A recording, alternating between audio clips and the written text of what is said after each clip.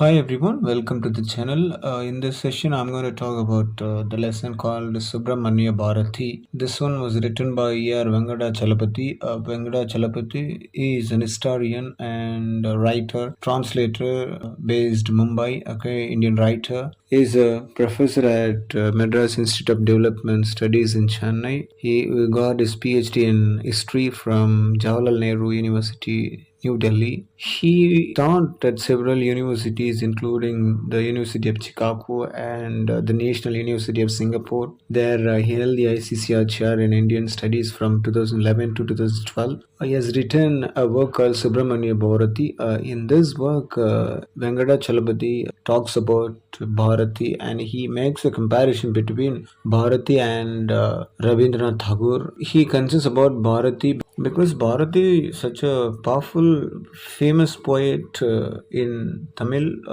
language.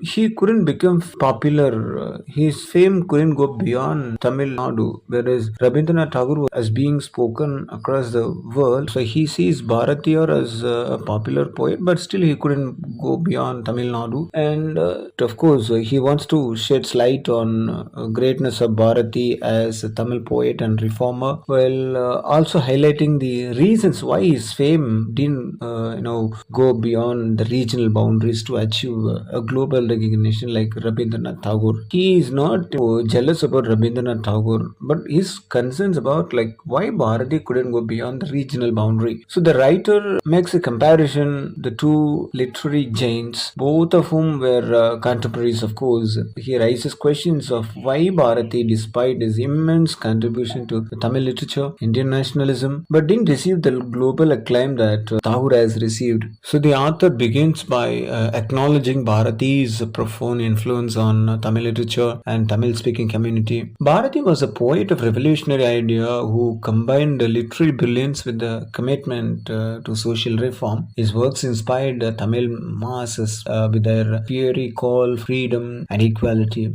So Bharati's progressive views on women's empowerment, caste equality and national unity made him a towering figure in Tamil society. But however, Venkata Chalapati notes that Bharati's fame remained and of course confined to Tamil Nadu, didn't gain the international prominence like Tagore has enjoyed. So that is his concerns which he frequently proclaims. So Venkata Chalapati explores several reasons for this disparity. See, first one is Bharati's works were predominantly in Tamil language, regional language, which is lacked in global reach during his time. On the other hand, Tagore wrote extensively in both Bengali and English, which allowed his works to be translated and appreciated by many international audience. So Tagore's Gitanjali, for instance, reached a global platform, won him the Nobel Prize for Literature. That bring him international recognition. Of course, after the Nobel Prize, Tagore was spoken across the globe so easily has reached every country. So the next reason would be the socio-political context of Bharati's life that also played a role. Bharati lived a life of struggle and poverty, often facing suppression from British authorities due to his outspoken nationalism. His exile in Pondicherry that further isolated him from mainstream recognition. Of course, he was isolated. He was exiled in Pondicherry. Unlike Tagore was not like that, who had the resources and opportunities to engage with the global literary circles. Bharati's circumstances limited his exposure beyond Tamil Nadu. The author also reflects on the posthumous legacy of Bharati. While Tagore works became part of global literature curriculum, Bharati's poems and writings were celebrated mainly within Tamil Nadu. So despite this, Bharati's influence on Tamil identity and the freedom movement, which is unparalleled. So Venkata Chalapati concludes that Bharati's lack of global recognition does not diminish his greatness, but highlights the challenges faced by regional writers in gaining international acclaim. So through this essay, Venkata Chalapati emphasizes the need to recognize Bharati's contributions not just as a Tamil poet, but also a writer, national and universal relevance. He calls for efforts to bring Bharati's works to a global audience, ensuring that his legacy transcends linguistic and regional barriers. So this writer, he is not against Tagore's fame, but at the same time, Bharati also equal as Tagore. But why Bharati's fame has not gone beyond this regional boundary? And the reason also is listed out. Of course, Tagore wrote in both Bengali and English, and of course, because of that, his works were translated in English languages.